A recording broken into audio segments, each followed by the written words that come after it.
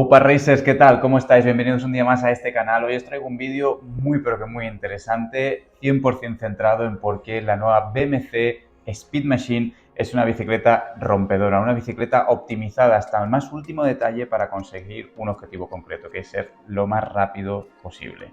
Para este vídeo tengo dos objetivos. El primero de todos, explicaros con todo lujo de detalles por qué la Speed Machine es una bicicleta rompedora que de alguna manera va a cambiar el mercado tal y como lo conocemos en el mundo aero. Y dos, utilizar el desarrollo y tecnología que hay detrás de esta bicicleta para explicaros el por qué BMC ha sido la primera marca que ha entendido de una vez por todas que existen dos conceptos diferentes en la aerodinámica en el mundo de las bicis. La aerodinámica perfecta, entre comillas, y la aerodinámica real. Seas usuario o no de este tipo de bicicletas, quédate porque el vídeo te va a gustar, te va a entretener, te va a enseñar conceptos, como os digo, que van a cambiar el mundo de las bicicletas de crono, de las cabras, incluso yo creo que las bicicletas aero de carretera para siempre a partir de ahora. El punto clave que hace que esta bicicleta sea completamente disruptora dentro de lo que es el mercado actual de las bicicletas que están relacionadas con el mundo aerodinámico no tiene que ver con una pieza en concreto, sino más bien con la filosofía con la que ha sido fabricada, construida. Os comento, durante el pasado mes de junio, en esos días en los que yo estaba rondando por Frankfurt visitando Eurobike, recibí una invitación por parte de BMC para ir a conocer una de sus grandes novedades, un secreto que guardaban en un lugar muy oculto, muy profundo, porque realmente, bueno, la presentación fue en una especie de búnker subterráneo que años más tarde se convirtió en banco y, bueno, un lugar en el pleno centro de Frankfurt muy pintoresco y en donde lo más importante de todo esto es que tuve la oportunidad de hablar con el ingeniero jefe que ha liderado el proyecto de esta nueva Speed Machine y que de alguna manera me transmitió toda la idea general detrás del concepto de diseño.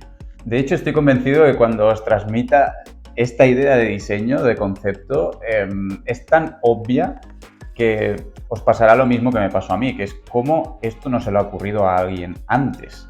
Vamos a poner un poco de contexto. Las bicicletas contrarreloj, las cabras de triatlón, todas estas bicicletas que tienen un componente aerodinámico enorme, incluso las aero más tradicionales de carretera, se han diseñado en los últimos 20 años siempre en torno a los datos que se obtenían en el túnel del viento. El túnel del viento es este lugar que se utiliza, entre otros deportes, para la Fórmula 1, ahora últimamente incluso para motociclismo tiene mucha incidencia también, bueno, todo lo que tiene que ver con la aerodinámica, y no es más que un complejo enorme en el que tienes un túnel soplando viento en una dirección frontal y evacuándose todo por la parte trasera, ¿no?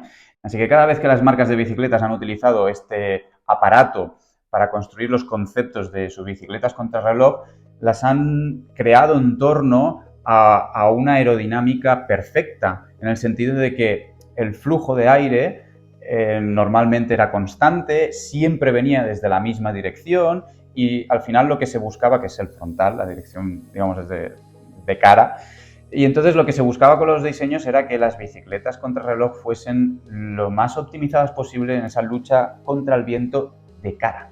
Pero en ningún caso, nunca nadie se había parado a pensar qué pasa en una situación real, en la vida misma, en la calle, en donde el viento puede venir de cara, puede venir de diferentes situaciones, de diferentes ángulos, puede venir en diferentes velocidades, racheado, durante un momento de la carrera puede venir en una dirección, luego puede cambiar, etcétera, etcétera. ¿Qué ha sucedido históricamente con todos estos diseños que tenían la obsesión de ser los más optimizados posibles cara al viento frontal, o a la resistencia del viento frontal? Pues que básicamente se acaban construyendo bicicletas, especialmente las cabras de triatlón, las cronos, en las que eran súper estrechas en el plano frontal, pero que luego generaban unas superficies laterales planas enormes. Entonces, en una situación de viento racheado, lateral, en diagonal, estas bicicletas acaban siendo muy inestables para mantener la posición aerodinámica, que es esta que sabéis que se llevan los codos sobre el manillar, etcétera, etcétera. Al recibir estos impactos laterales, la bicicleta hacía mucha resistencia y hacía que pues eso, se perdiese capacidad para sostener esa posición aerodinámica y de alguna manera pues en el intento del ciclista por no perder esa estabilidad e ir modificando esa posición, pues perdía aerodinámica. Cada una de esas microcorrecciones del cuerpo del ciclista, desestabilizaciones que tenía por culpa del viento que no era frontal, hacía que el ciclista perdiese tiempo. Aquí es donde BMC ha dicho, ok, tenemos que cambiar el concepto, la manera de entender la aerodinámica, vamos a dejar de lado la aerodinámica perfecta y empezar a darle más valor a la aerodinámica del mundo real. Y ahí es donde ha buscado generar dos cosas. Por un lado, que la bicicleta tenga los planos laterales lo menos extensos posibles, ¿vale? Para que ese viento diagonal, lateral, desestabilice lo mínimo posible al ciclista.